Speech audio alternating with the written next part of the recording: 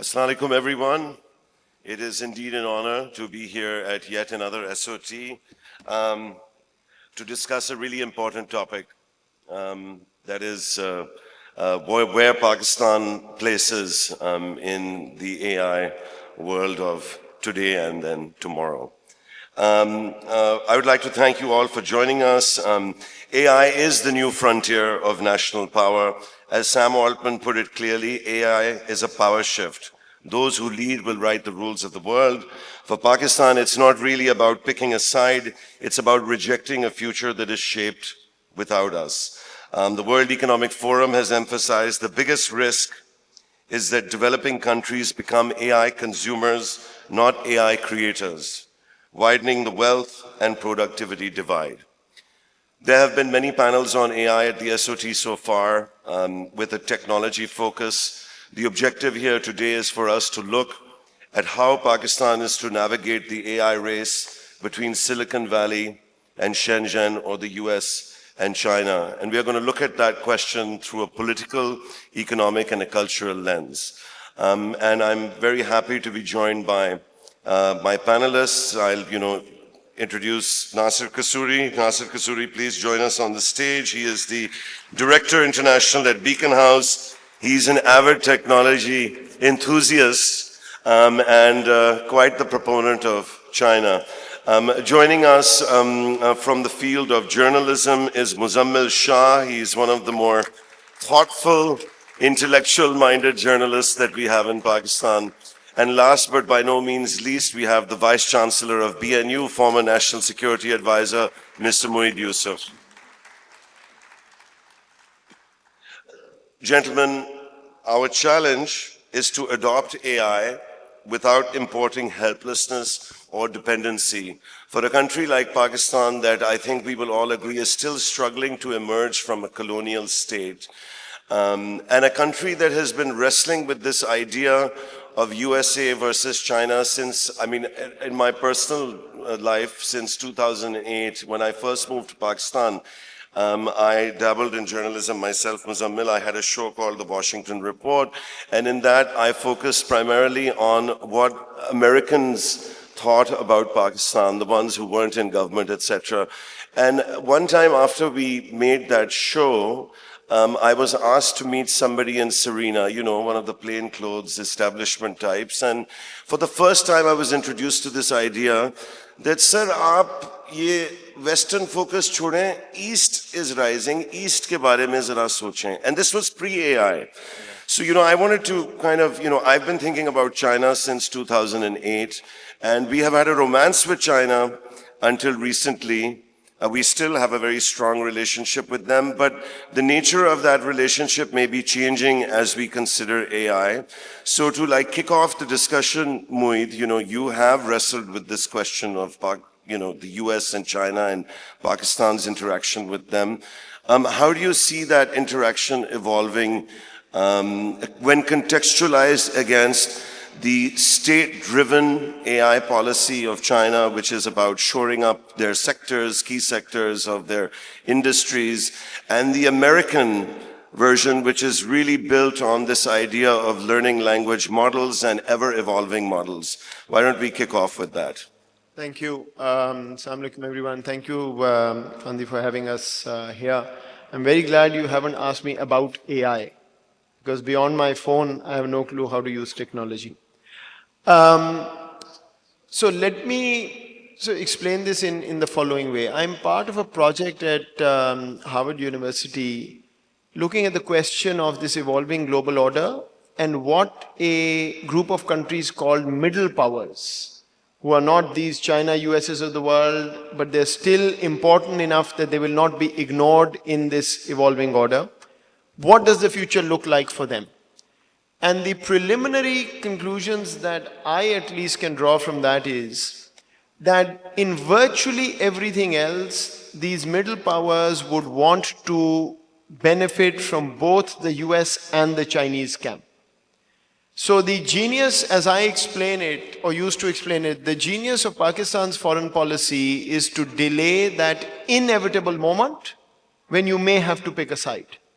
And the way you delay that moment is to partner with other peer countries called middle powers. Kazakhstan, Saudi Arabia, India, UAE, Nigeria, Brazil, etc. The only factor, the only variable that can change this future, where that inevitable moment will be pulled forward, is high-end technology. If the US and China decide to create a technology curtain, which no country can prevent them from, no other country can prevent them from doing. If they want to live in two parallel worlds of technology, which will be the new iron curtain of the world, these middle powers and everybody else will have to pick a side because they'll be forced to. There could be no worse outcome for Pakistan in this evolving geopolitical order than to have to choose between Silicon Valley and Shenzhen. So that, I think, is the critical point. We have to delay that as much as we can. And the way we are approaching this at this point is that we are headlong into a conversation about AI and, for that matter, crypto and whatever, without frankly understanding what this entire space is. And that's what worries me. Okay, okay.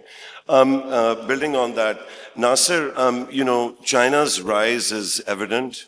And the United States is, whether it is declining or not, the discussion of Western empire's decline is all over the media and even at our homes here in Pakistan. It would seem that we should, if we have to make this choice that Moeed is fearing, that we would choose China as a rising power, and a power whose AI philosophy, at least, is centered around strengthening the state, not replacing the state. What do you think about the counter, the counter to that, basically? Why would we not go with China and go with the US or vice versa? Yeah, thank you, Fandi. I mean, first of all, I would like to certainly agree with Moeed, whether it's artificial intelligence or any other technology. There's so many others whose, internet we use, whose fighter jets do we use, whose GPS system do we use. We need to try to play both, well, not play both sides, but be aligned with both sides for as long as we possibly can. And I think most middle powers, throughout history have thrived on, operating in that middle ground. In terms of why, if eventually we have to make the choice, I'm not sure I'd like to take a position on this, but, from my perspective, China has, not just, as a matter of fact, for thousands of years, there are very strong trade and commercial relationships within this region. It's, the Silk Route, and their historical ties were geographically proximate, were each other's neighbors.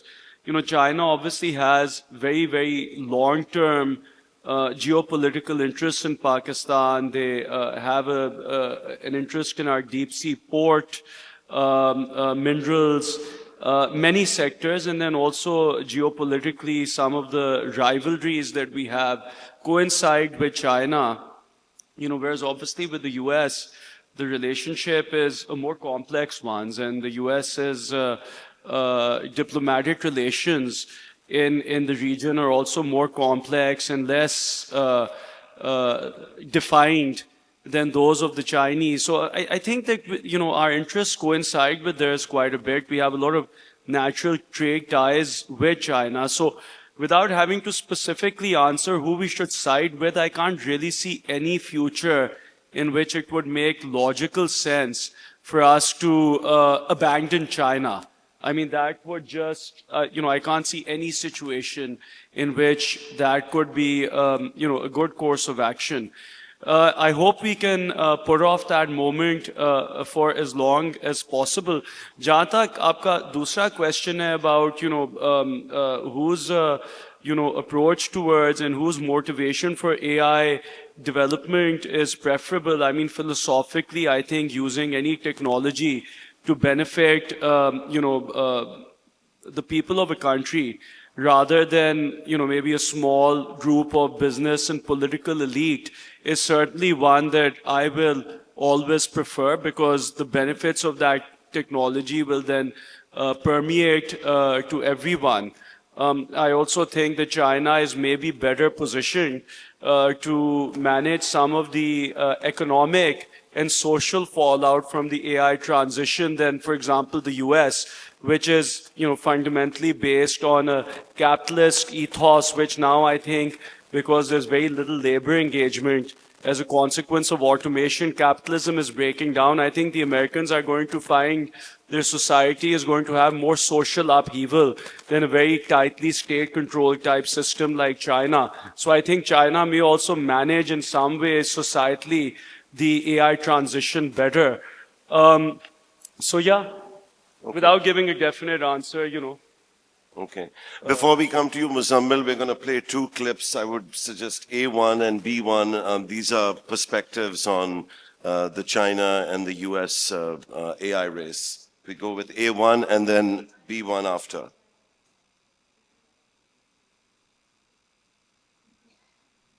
The first clip is Ian Bremmer. He's a very famous consultant and geopolitics expert, editor-at-large of Time magazine, commenting on the Chinese approach to AI. For the Chinese, the consumer model is not where they're trying to win in AI. It's not about more and more advanced LLMs that people can engage with. DeepSeek, which is quite advanced and surprised a lot of the Americans in the space, was rolled out open source. Very differently from the most advanced models, most of them in the United States. And the Chinese don't see that as how they're going to make all their money with AI. It's certainly not the important thing to them from a strategic perspective long term. They want to use AI to power advances in core industrial sectors, biotechnology, robotics, space, advanced manufacturing. They want more efficiency. They want better energy use. They want to use AI for that. Please. AI does not mean American intelligence. Really, I really mean it. It's not rocket science. AI does not mean American intelligence. AI means artificial intelligence for the benefit of all, developed by all, and participated by all countries involved. But if any one country wants to build up AI dominance, do you know what will be the consequence?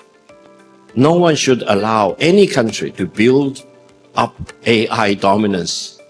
And I always tell my friends in the United States, including many from Yale University or from Yale Law School, don't build up American AI dominance as if AI is American intelligence. Because if any one country achieves dominance in AI, holy cow, it will dominate the world. Yeah. So the American perspective is slightly admiring of the Chinese perspective, and the Chinese gentleman is warning that, AI dominance will be terrible for the world.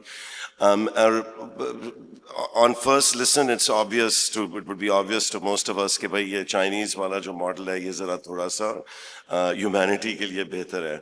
But we all know that, one should never pay attention to the words that politicians speak, but what they do actually is more important. Against this context, aap kya samajhte hain ki the Chinese approach is the way for us, and what might be the counter to those points? Well, thank you for having me. Before we choose a faction out of these two, I think we need to focus on our domestic infrastructure. क्योंकि अगर आप किसी भी model को बाहर से यहाँ लाके replicate कर देंगे without a strong governance model which backs it, then you are going to be vulnerable. We have recently seen in the war as well कि हमें ये report भी किया गया as journalists that electromagnetic warfare is taking the lead. Conventional armies are going redundant. So we have seen कि अब तो warfare की भी जो stage दुनिया follow कर रही है और जिसको predict, prognosticate कर रही है आगे जाके, even that is going to be the realm of AI. So it is firstly a national security issue now. It is not something that could just, stack money for us or make us a rich nation as we used to see in the ancient ages or in the British mercantilist age. अब आकर it's about national security as well. So firstly, we need to identify the strengths of both the mechanisms. Number one, the Chinese model, they say that the Shenzhen basically builds the body and the Silicon Valley builds the mind. तो Shenzhen की जो strength है वो क्या है, वो hardware technology है, and they move swiftly through that because there are no bureaucratic hurdles. It is a heavily centralized states, and also it has no parliamentary oversight of the sort as an impediment in the parliamentary systems of the world. तो China model की जो efficiency है उसमें जो हम देखते हैं, जैसे पाकिस्तान के अंदर अगर बात की जाए, you go to this government departments and you'd see that there is certain hybridization that is already existing. Because आपको हुआवे लगा हुआ मिलेगा, PFSA चले जाएं, PITB चले जाएं वहाँ पर, लेकिन क्लाउड की जब बात आएगी तो फिर वहाँ पर आपको अमेरिका और वेस्टर्न कैंप जो है वो उससे इम्पोर्टेड टेक्नोलॉजीज दिखाई देंगी. So we are manifesting the same historical ambivalence in the realm of AI as well, what we did in the Cold War, I mean after the Cold War basically, because I believe that there should be a technological non-aligned movement as well, as it used to be in the Cold War era. Because we cannot just afford to sit with one camp and just outsource our entire AI infrastructure to either America or to either China, because then it will make us vulnerable, as the other speakers have talked about it. तो बात ये है कि हम इन दोनों की strength से जब तक सीख के अपनी गवर्नेंस को स्ट्रांग नहीं करेंगे, फॉर इंस्टेंस अगर हमारा गवर्नमेंट क्लाउड जो है वो सिक्योर नहीं होगा, और दूसरी चीज़ ये है कि वेंडर लॉक-इन्स वाली जो स्टेज आती है जिसमें जो वेंडर है उसके पास इतनी ऑटोनॉमी होती है एक टेक्नोलॉजी की, that you can acquire that technology but cannot dominate or cannot autonomously use or operate it. So that is a high risk, I think, for a country like Pakistan, जिसमें अगर आप देखें तो हमारा जो मिलिट्री हार्डवेयर है या बाकी सारा इंफ्रास्ट्रक्चर है, आर्टिफिशियल इंटेलिजेंस है या IT सेक्टर है सारा, उसमें कोई डोमेस्टिक मैन्युफैक्चरिंग तो है नहीं उस तरह से. सो सेल्फ रिलायंस की तरफ जाने से पहले तो हमें ट्रबल शूट करना है इन दोनों टेक्नोलॉजिकल फ्रेमवर्क्स को, otherwise we will be sitting in a very vulnerable position. But the China camp suits us more in a way that it is cost effective as well. Pakistan is a low income country, so Chinese production of जो cost है वो almost 3 to 4 times कम है अगर हम उसको study करें. और वही चीज़ हमने इवन मिलिट्री हार्डवेयर के अंदर भी देखी है. अभी रिसेंटली जो कॉन्फ्लिक्ट हुआ था इंडिया के साथ, उसमें भी ये कंपैरिजन्स हो रहे थे कि one Rafale jet cost around $100 million a piece, and the JF-17s that we were using were around 15 to 20 million a piece and still dominated them in the battlefield. So we have to go towards the cost-effective technology first, obviously, because we are an income-pressured country and we cannot afford to just invest a lot in this sector because we are already finding it hard to meet ends. सो हमें अपनी governance model को पहले strengthen करना पड़ेगा, चाहे हम China की तरफ लीन कर रहे हैं या फिर हम अमेरिका की तरफ लीन कर रहे हैं. और दूसरा ये है कि इन दोनों की स्ट्रेंथ से सीख के हमें जो DPIs हैं अपने, यानी कि जो अपना जो डोमेस्टिक इंफ्रास्ट्रक्चर है उस पर जब तक इन्वेस्ट नहीं करेंगे और ट्रेन नहीं करेंगे लोगों को, so we are not going to understand this beast. Because अब इस पर भी काफ़ी डिफरेंट व्यू पॉइंट्स हैं. कुछ लोग समझते हैं कि AI जो है वो एक ह्यूमन सिविलाइजेशन की ग्रोथ के लिए इस्तेमाल होगी, कुछ ये समझते हैं कि सुपर इंटेलिजेंस के आने से बिल्कुल ही इंसान जो है वो डिवॉल्व कर जाएगा और आउटसोर्स कर देगा अपनी कॉन्शियसनेस को. For instance Yuval Noah Harari also thinks that in the trajectory of evolution this is a new species. सो AI is not just a tool in the hands of Homo sapiens. It is a new species altogether because it is going to decide for us in future, and many people who have been associated with the field have also expressed this apprehension. For instance, Geoffrey Hinton की अगर मैं बात करूं, who is called the father of AI. So he resigned from his position in Google as well because of the ethical concerns, and he said that I did not predict that it could be so empowered to the point that it could emancipate itself one day, and he saw it coming. वो एक बड़ी interesting analogy use करता है, tiger cub analogy, and he says that it's a cub for now which is benign and toothless, but one day it is going to be a beast.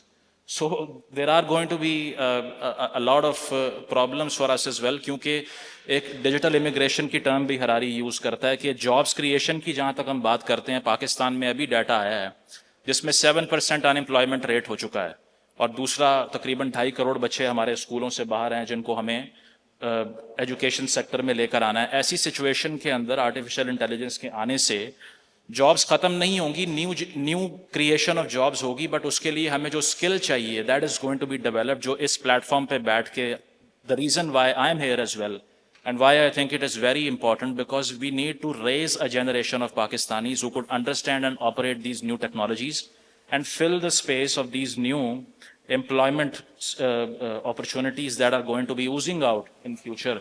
So in order to train a generation of people who could understand and operate through it, we need to talk about it now and train our youngsters how to operate about it. Okay, excellent. Excellent. There are obviously the questions of the ethics of AI, what it means to all of humanity, but I guess you also touched on the Pakistan aspect of this.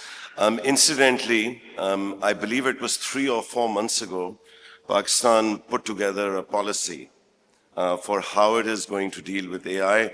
To bring the audience up to speed, we can go with clip D1, that would be the 4th clip, in which there's a summary of what Pakistan intends to do to make sure it doesn't become AI dependent on other countries.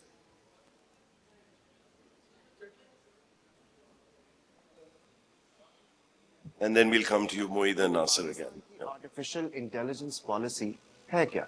तो पाकिस्तान की artificial intelligence policy है क्या? पहला, इस policy के तहत government का plan है कि स्टार्टअप्स और इनोवेशन को बूस्ट दिया जाए। दूसरा, लोगों को लाखों नई एआई ट्रेनिंग्स और स्किल्स दी जाएं और साथ साथ आर्टिफिशियल इंटेलिजेंस से मुतालिक आगाही फैलाई जाए। तीसरा, एजुकेशन, हेल्थ, एग्रीकल्चर और गवर्नेंस में आर्टिफिशियल इंटेलिजेंस के लिए एक क्लियर रोड मैप बनाया जाए।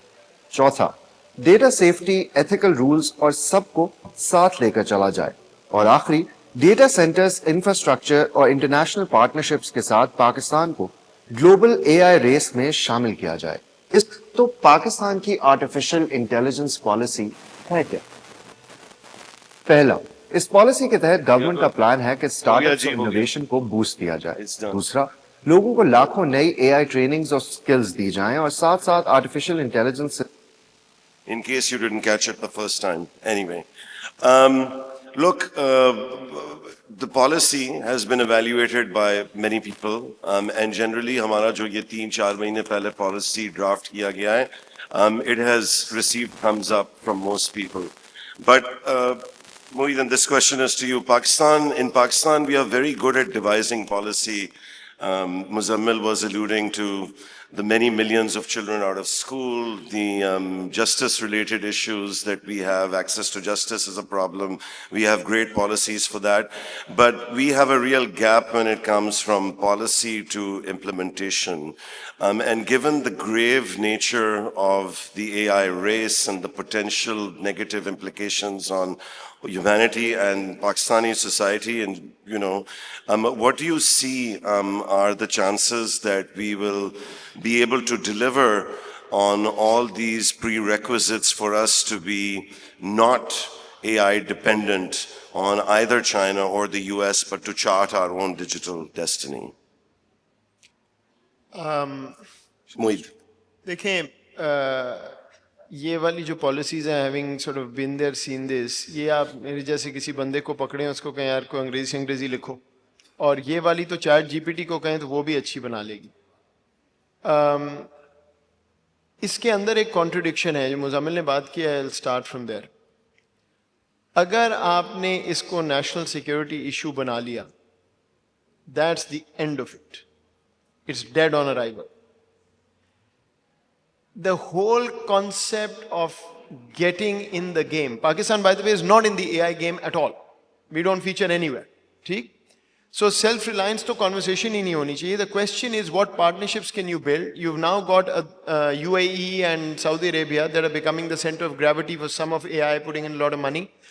How do you create conversations about them using us for AI human resource development, us as a real-life lab for testing of their AI models that they don't have, maybe later on sovereign tech funds or things like that.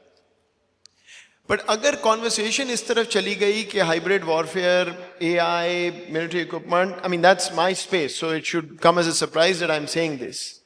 It will directly undercut the fundamental premise of where we want to go, which is innovation. So पहला point है innovation. These are contradiction in terms as we approach things. So let me give you an example. ये AI का सारा build up कहाँ से होना है?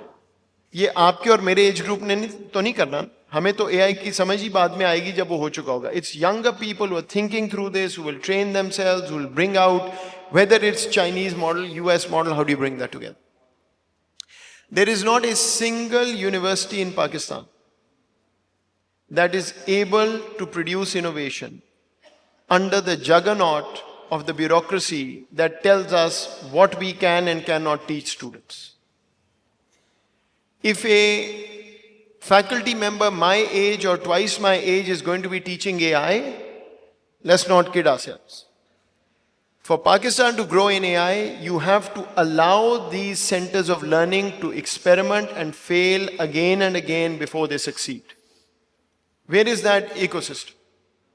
Who's going to give it to you? What is the reason that a country of 250 million and the kind of human resource we say we have has not produced a single unicorn? Whereas African countries have multiple dozens now. कोई वजह है ना उसकी? The वजह is mindset. और अगर आप वही माइंडसेट इस पॉलिसी पे अप्लाई करेंगे तो वही रिजल्ट आए. So here the conversation has to switch. AI is simply a tool, it's nothing else, it's just a tool. The conversation has to switch bureaucratically to say, how do we not do things that we keep doing to constrain innovation in any space?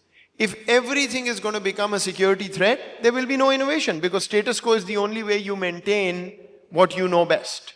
ठीक? So ये सारा कुछ ठीक है, we have to go in this direction, that's all great. Unless and until you can bring confidence in your centers of excellence, and these centers of excellence are not कि इतने पैसे दे दिए, वहाँ पे एक बिल्डिंग बन गई और वहाँ पे लोग काम करें. Let the younger generation experiment and fail without worrying about who's going to undermine whatever that security umbrella is. Nobody will. The only thing that will undermine it, the only thing, is coming up with shoddy ways of regulating through firewalls and whatever that reduce internet speed and don't allow real innovation. वो भी करें. I'm a security person, so I'm the first one to say we need it, but not in ways that will prevent real experimentation in AI. Varna, Asfandyar, I guarantee you, just like in the economy, our peers have passed us by, in AI we will only be taking standards from others, and this conversation about West or East will finish because we'll be beggars getting whatever we can. If we want to move in the direction that Muzammil is saying, you've got to think of this through an economic and a technology lens. Okay, well, I mean, we clearly, Moeed, you believe that we must choose our own digital destiny, and we must do it through the freedom to make mistakes and have a framework that enables that to happen. And, you know, I mean, as you were saying that, I realized, you know, I was thinking practically, I mean, what does it mean really for us to be AI ready? Like he mentioned the bureaucracy, and the first thing that came to my mind was land records. And then medical records. And I'm thinking, which government department of ours would be willing to digitalize land records? I mean, we have cases in court that have been there for 30 years, 40 years. And you know, one of the ways in which AI could practically help Pakistan is if we gave it a set of parameters and said, go ahead and go through these 100,000 cases and figure out a solution for us. But is our government interested in doing that? I mean, we've been talking about digitalizing government records, just digitalizing them for the last, 30 years or so, and we haven't gotten anywhere. So, Nasser, you represent the private sector in Pakistan. One of the things that this policy that we've come up with states is that any kind of robust action that will keep Pakistan not in the race between China and America, but in this strategic partnership with middle countries that Moeed talks about. Do you think that the government is ready to partner with the private sector to further our position and choose our own destiny? Yeah. I mean, I do believe that public-private partnerships, you know, are the best way forward. I mean, the government has shown in recent times an inclination to partner with the private sector. Beacon House itself, as you probably know, is running a large number of government schools in Gujranwala. I firmly believe that if they continue working with the private sector, it's the best way to address the education disparity in Pakistan. So, I hope so. And so far, the indications are that, yes, they are. But unfortunately, education is one of those sectors in Pakistan that ends up being about everything but education. I think historically, PIA and the education sector have been the two biggest victims of politics in Pakistan. So I think if we're going to achieve anything productive, whether it's in AI or anything else, we need to depoliticize private education in Pakistan. Now, I personally feel that there's too much baggage for the government to be able to do that themselves, and working with the private sector is the best way to do it. But talking about the government's roadmap for training AI professionals, I think I agree with Mueed. It shouldn't be insular looking. Secondly, AI can only really be successful if it has a large corpus of data to work on. So if you want to be successful in AI development, you can't really have a very insular approach. Your models are going to be limited and not very robust. One of the things that actually concerns me, I think, Fandi, following on from what you said, is that if we want to have robust indigenous AI models or do anything in AI, we need to digitize not just records, we need to start digitizing our culture, values, and beliefs also. There's this concept of, digital colonialism, techno-colonialism.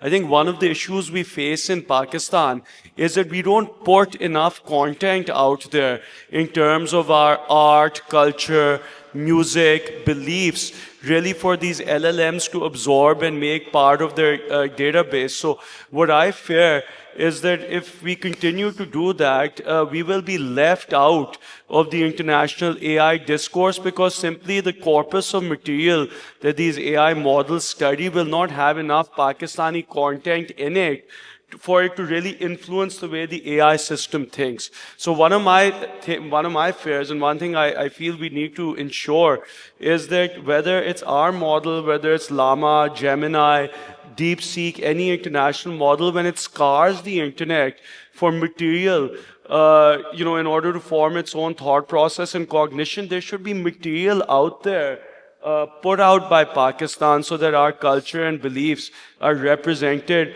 on the global stage. And yes, in order to use AI effectively, we need to digitize our land records, legal records, many other records, because only then will it be able to introduce the sort of efficiencies in Pakistan that can help us to propel our economy. And that's agnostic of whether it's a Chinese AI or a US AI. So I think we have very foundational issues that we need to address before the selection of the AI even really becomes relevant for us.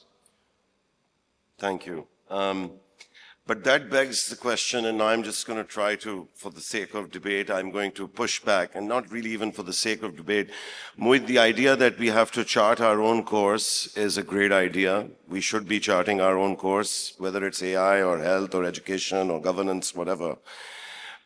But Muzammil, if history is to guide us, it seems unlikely, or at least one can make the case, that we will not implement our policy and we will be playing catch up. And in that scenario, there is either a US model or a Chinese model. Where do we go? Well, historically speaking, I mean, you're absolutely right, because if we talk about an ideal scenario, so yes, we should be using these technologies for innovation and for nation building and for job creation and for e-governance, as you have pointed out. But what we have been doing in the past is that, firstly, being a peripheral nation, we have always been catching up, as you have said so. And secondly, I mean, historically, I don't have a lot of expectations as well, because I believe in the eternal recurrence of human stupidity as well. As Harari also says that human beings are the most intelligent species, but at the same time, most delusional and self-destructive as well. In the last 5,000 years of humanity, only 250 have been of peace, the rest is complete war. So we have seen that war has been a state of existence for human beings because whatever tools that they have invented, be it scientific or whatever they are, they have used it to achieve their political ends. So yes, we can have a discussion of an ideal scenario in which we, all of us, do not use these technologies for warfare and, for AI domination and for national security issues. But as there is a quotation as well, that ideals are peaceful, but history is violent. So this is our ideal that we need to pursue. Yes, no debate there. But the problem is कि अगर हम एक realist perspective से देखें तो science ने भी human beings को serve तो किया है, but at the same time destroy भी किया है. I mean, people like Einstein, they wrote a letter to F.D. Roosevelt and told them about doing their own nuclear test as well, because at one point he has his scientific theory, but at the other point he has to serve the state as well. तो बात ये है कि ये technologies use किस तरह होती हैं, ये हमेशा से ह्यूमन एनार्की और एनार्किक इंटरनेशनल ऑर्डर डिसाइड करता आया है. और ये ही अनफॉर्चुनेट चीज़ है, बिकॉज पाकिस्तान के अंदर भी अगर देखा जाए तो जो एक पॉलिटिकल रॉट आपको नज़र आता है, जिसमें वही ब्यूरोक्रेटिक रेड टेपिज्म है जिसकी आप बात कर रहे हैं. अभी रिसेंटली ब्यूरोक्रेसी को लेके एक बहुत लंबी IMF की करप्शन रिपोर्ट भी सामने आती है. ठीक है, तो एक इनएफिशिएंसी तो है ही है, लेकिन उसके साथ साथ किसी सिटीज़न को वहाँ जाकर वही फील होता है, वो जो काफका ने कहा था ना कि काफकाएस्क फीलिंग आती है कि आपको नहीं पता कि ये ब्यूरोक्रेटिक फ्रेमवर्क किसके लिए यूज़ होता है, यहाँ लॉ कौन बनाता है, इस लॉ का पॉइंट क्या है. अब हम भी एज अ स्टूडेंट जो है वो हमेशा एम्बिवेलेंट ही रहे हैं कि इसको जाके ना आप ओथ कमिश्नर की स्टैंप लगवा के आए डिग्री के ऊपर. I never understood why we need to do this attestation of a degree. या फिर आप एक डिपार्टमेंट में जा रहे हैं और वो कह रहे हैं नहीं आप उसके पास चले जाएं, वो दूसरे वाला कह रहा है नहीं आप उसके पास चले जाएं. So bureaucracy is kind of exhaust a person because they kind of create those juggernauts which you cannot make sense of. So ideally तो टेक्नोलॉजी को, इस ब्यूरोक्रेसी को हमें बाईपास करते हुए उसके लिए इस्तेमाल करना चाहिए था कि मैं घर बैठ के हर सर्विस अपने डोर स्टेप पर इस्तेमाल कर लूँ. लेकिन पाकिस्तान के अंदर ऐसा होता है या नहीं, जिस तरह आपने कहा उसमें कॉन्फ्लिक्ट ऑफ इंटरेस्ट है. यहाँ पर तो अभी यूनिकॉर्न्स की मोहित साहब बात कर रहे थे, हमारे बिलियनियर भी वो हैं जो प्लॉट बेचते हैं. ठीक है, इसके अलावा हमारे पास आज तक कोई कमोडिटी एक्सपोर्ट वर्दी हमें समझ नहीं आई कि बाहर क्या एक्सपोर्ट करना है. अगर प्लॉट एक्सपोर्ट होता तो हम काट के भी कर देते, लेकिन अब वो नहीं हो सकता. तो हमारे यहाँ आप जितना आप जो है वो अपवर्ड सोशल मोबिलिटी किसी की नोटिस करेंगे बाहर जाके, और आपको नज़र आएगा कि कोई एक ऐसी इम्पावरिस्ट सेटिंग से उठ के DHA में शिफ्ट हो गया या अच्छे हाउस होल्ड की तरफ चला गया, अच्छे नेबरहुड में आ गया है, तो उससे पूछेंगे क्या करते हो, तो या बड़ा भाई बाहर होगा या फिर एक ही हाउसिंग कॉलोनी होगी, बस इसके अलावा कोई मॉडल नहीं है. सो ये वजह क्या है, ये वही इनोवेशन का इशू है जो मोहित साहब बात कर रहे हैं कि अगर हम अंडर फंडेड रखेंगे रिसर्चर्स को, R&D पे इन्वेस्ट नहीं करेंगे, यूनिवर्सिटीज़ का हायर एजुकेशन का बजट काट देंगे, तो फिर हमारी प्रायोरिटीज़ विजिबल हैं कि हम क्या चाह रहे हैं नेशन से. बहुत से लोग पूछते हैं फ्यूचर क्या होगा पाकिस्तान का.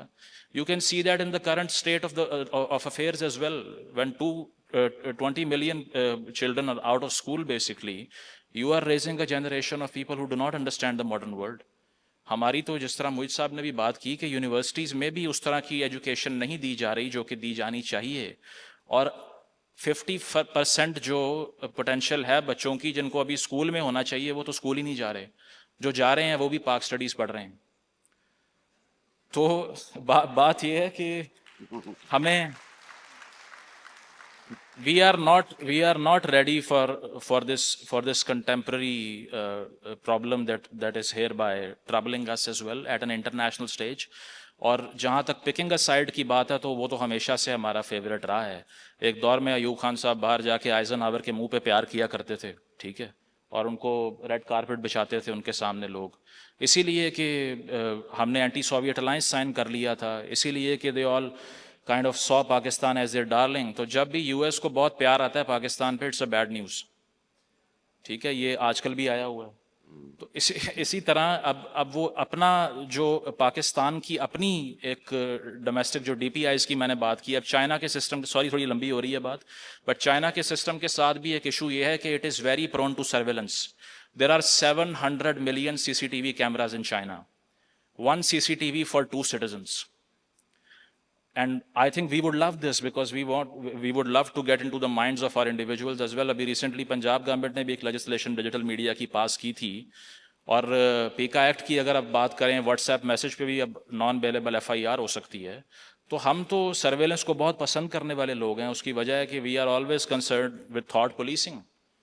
तो अगर हमने वो 1984 वाली चीज़ करनी है तो हम AI को भी अपने पॉलिटिकल एंड्स की तरफ ले जाकर डिस्ट्रॉय कर देंगे, क्योंकि उसको भी हम अपनी स्टेट सर्वेलेंस के लिए इस्तेमाल करेंगे.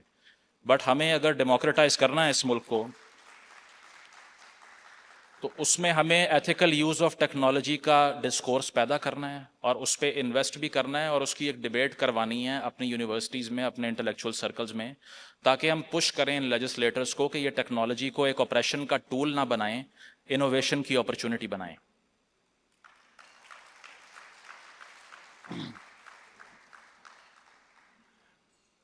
Moeed, we want to use it as innovation, use it for innovation, for developing our civilization, realizing the promise of Pakistan that is still at this moment unrealized. Will the Machiavellian side of this win?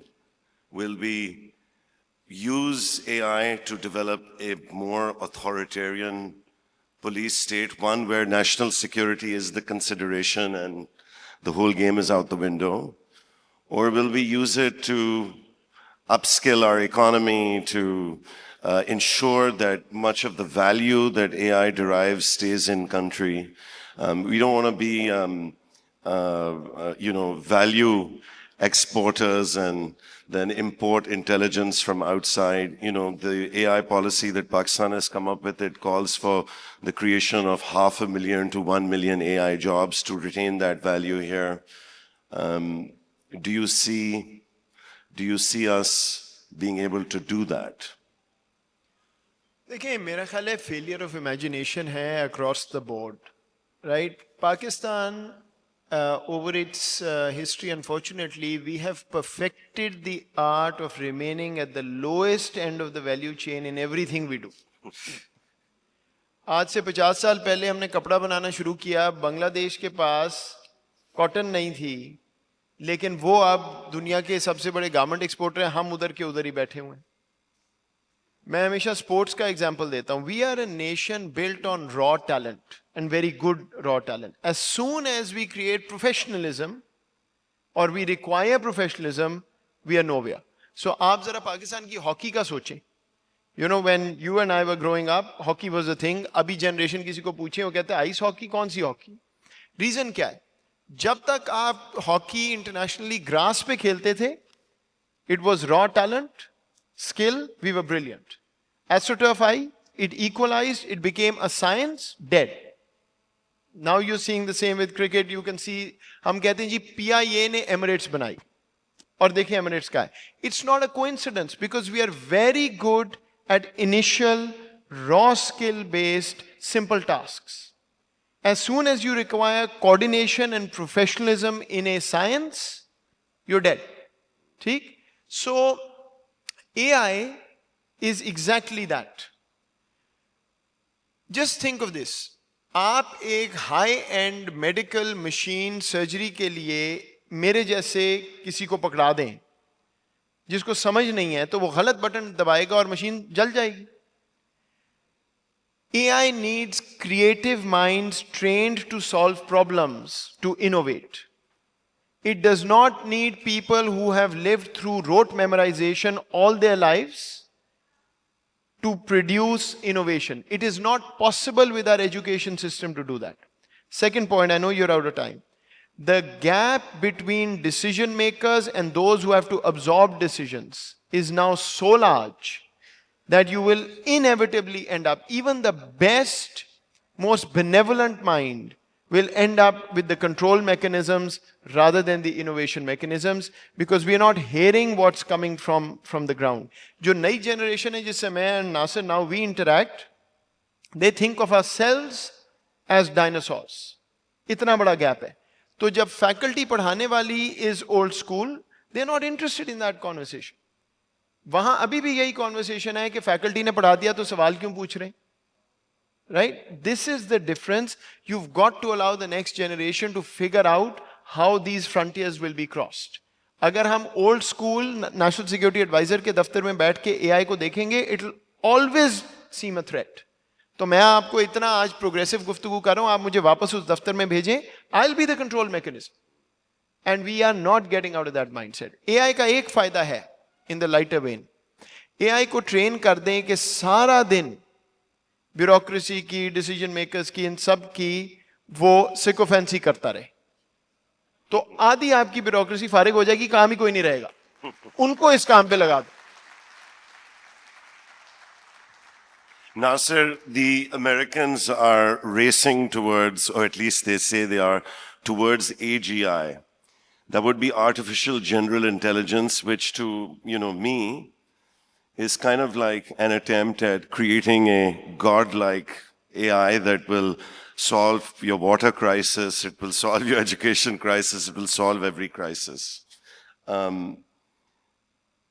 We are in the camp here in Pakistan where we need every crisis for us solved.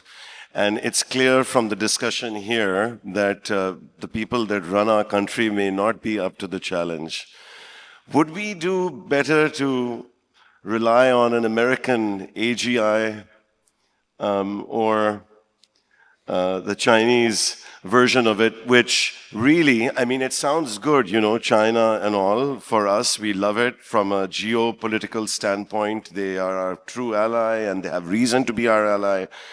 But, everybody in this room pretty much is very much, I guess one could say that our brains lie with the East and our hearts are with the West. The people that rule Pakistan, they talk about China, but their children study in England and in America. English is as much a second language as Balochi is, or, in our country. So culturally, from a cultural standpoint, before we go to Q&A here, USA or China? Yeah, look, first I'd like to say that I don't think that, one should, when it comes to governance and decision making, I would not espouse that we should give up, our sovereignty to either the Americans, or the Chinese. At the end of the day, the models that the Americans are developing are also, if they're developing AGI, being developed for, their interest. Right? And one would have to assume it's being predominantly trained on their data sets. And so if you're using an American AI to make decisions for your own country, then there's always a risk and a likelihood, in fact, that the advice that it gives you may actually not serve your interests ultimately, but rather serve, American interests, hence, techno-imperialism again. So, I don't think that wholesale decision-making on the governance, regardless of the ineptness of our bureaucracy, can be left to an intelligence that comes from another country that may well be serving the interests of that country. And, despite the fact that I think we have geopolitical ties with China, I don't think that we should outsource decision-making to the Chinese either.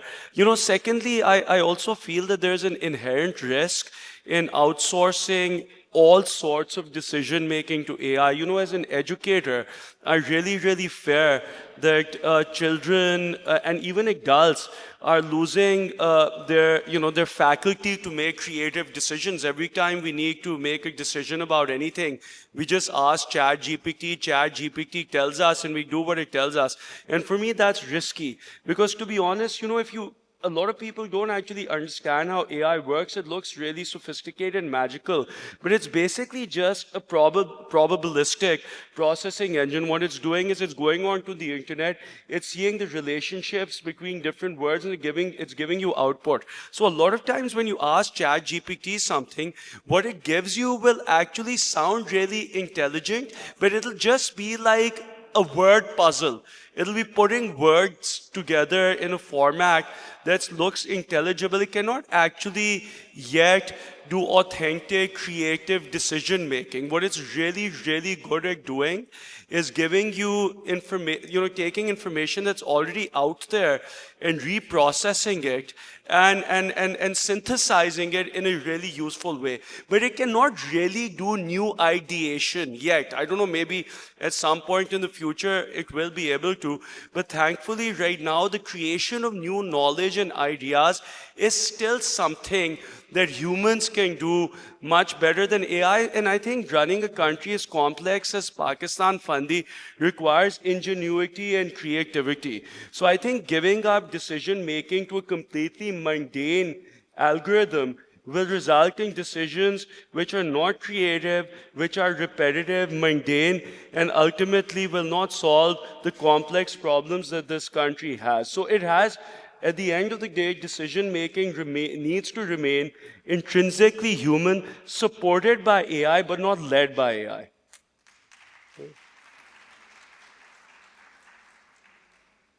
Muzammil, you're the Prime Minister of Pakistan and you have to make a decision day after tomorrow. I'll resign the first day. I think we'll move on to Q&A now. The first question we have here is, the US focuses on consumer AI while China focuses on industrial AI. Which model will actually create more jobs for Pakistan? Please voluntarily go for it. Depends what we want to do with it. It's out there. What are we going to take from it is the question we have to answer. Okay, we have a choice. We can just, live as if there is no AI and keep doing what we are doing. So it's not the American model, Chinese model. I think the most jobs, by the way, for us will be created by the Gulf. If they actually become the center of gravity of technology and AI and data centers and whatever, that's where most of our, AI-trained human resource is going to go. That's from where we are going to get funds to create labs, i.e. real-life labs, AI test models here. That's, I think, what it's going to be. The danger is that we create that tech curtain. And by the way, tech curtain का problem हमारे लिए technology नहीं है. Overwhelming majority of economic inputs come from China and outputs go to the West. So unless we can change that structure, we don't have a choice to go in either direction. But I would frankly be looking at the Gulf if I really want to benefit from this more than either China or the US. Yeah, we have structural challenges that clearly need to be addressed before we can even answer that question correctly. Nasir, you want to add here, or should we move to the next? Yeah, I mean, to be honest, unemployment is something that I fear when it comes to AI. Now, whether it's Chinese AI or US AI, both of them are being designed to automate, intellectual processes, right? So unemployment is something that has to be dealt with on a broader level. I don't think it's a question of what AI we choose. I think the world in general needs to decide, what is the future of humanity going to be. Faisal Bari in the panel yesterday made this very interesting conversation, a remark about, we have to move away from the idea of full employment. I mean, that's a very provocative thought, right? If we're going to move away from full employment, quite apart from the economic impacts of that, what reason for being are people going to have? Why are you going to wake up in the morning? Why are you going to get out of bed? What's going to keep you going and what's going to motivate you? So I think irrespective of what AI, Pakistan or anyone else chooses, these fundamental human questions have to be answered. Economic questions have to be answered about, if we automate so much, how is wealth going to be redistributed? And even if wealth is redistributed through universal basic income or some other mechanism, what will people's motivation for getting up in the morning going to be? And consequently, what will the future of humanity be? I think those are questions we need to reflect on and address very quickly. Okay. Muzammil, we'll take this one with you. Yahan pe likha hua hai, Chinese consumers often trade privacy for convenience. Is the Pakistani public willing to make that same trade-off for better services? Mujhe yaad aaya, wo China has the most sophisticated facial recognition software there is. Aap kisi dukaan mein jaate hain, aap wahan pe kitab uthate hain. The state knows what your reading is, and they really have an insight into your life. that शायद पाकिस्तान में हमें कभी बर्दाश्त करना नहीं पड़ा. I'm not even sure कि government actually cares कि हम कर क्या रहे हैं in the first place. Would we be able to adjust to such a situation? Firstly, as I've said, the facial recognition system, वो उस पे तो हमारे एक दोस्त हैं, वो उधर जाके ना सिम कार्ड लेना था उन्होंने, तो उसके लिए भी उन्होंने स्वाब टेस्ट किया, जैसे कोविड का करते हैं ना, कि उन्होंने वो जो है प्रॉपरली डीएनए सैंपल तक ले लिए सिम लेने के लिए. तो बात ये है कि हमारे पास, as the question puts it, that can we trade off our privacy for convenience? We will never have an option. Nobody will ask us. ये तो तब होगा ना जब हमसे पूछेंगे. अभी तो आप देखें कि अभी लास्ट गवर्नमेंट ने पीडीएम की जो last, sorry to make it a bit political, but since I have to because that's my bread and butter as well. So last government ने कैमरा से सर्वेलेंस को लीगलाइज कर दिया था लेजिस्लेशंस के जरिए. और अभी रिसेंटली 18 लाख लोगों का डाटा नादरा से लीक हो गया. एक छोटी सी खबर आई कि 18 लाख लोगों का डाटा लीक कर दिया गया है 2024 में.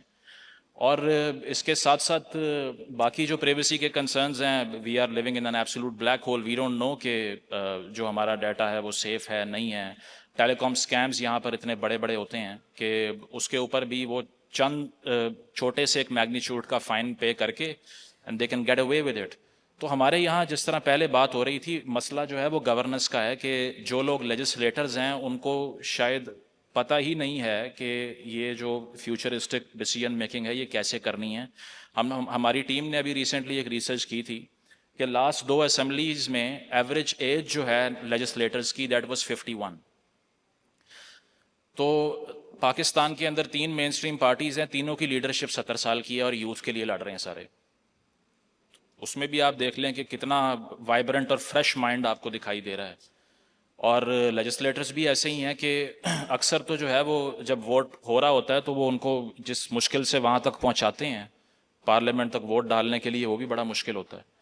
तो बात ये है कि अगर लेजिस्लेटर्स या जो डिसीजन मेकर्स हैं वो वेल वर्स्ड ही नहीं हैं, they are out of touch about what is happening in the current day and age. क्योंकि रिसेंटली हमने देखा है, कभी टिकटॉक बैन कर दो, कभी इसको बैन कर दो. सड़क पे 500 बंदा आ गया, सड़क ब्लॉक कर दिया तो पूरे मुल्क का इंटरनेट बंद कर दो. वैसे फ्रीलांसिंग इंडस्ट्री को आप चैंपियन करते हैं और आप कहते हैं कि वी हैव ग्रेट इनोवेटर्स, हमारे जो बच्चे हैं वो बहुत टैलेंटेड हैं, उन्होंने ये सॉफ्टवेयर हाउसेस खोले, ये सब कुछ किया. लेकिन अब अगर मेरे पास इंटरनेट नहीं आ रहा और मैंने 2 दिन में प्रोजेक्ट डिलीवर करना है तो दोबारा से मुझे फ्लैग कर दिया जाएगा मेरे अकाउंट को. मुझे ना वो सेम रेट्स मिलेंगे और ना वो डील मिलेगी इंटरनेट के ऊपर जो कि बाकी सबको मिलेगी, बाकी जिस तरह पहले बात हो रही है. So the decision makers are completely out of touch. और जहाँ तक ये प्राइवेसी वाला मामला है तो वो तो पहले ही नहीं बची, तो इसके ट्रेड ऑफ में अगर कुछ मिल जाए तो I think it will be a bonus. That's all I can say.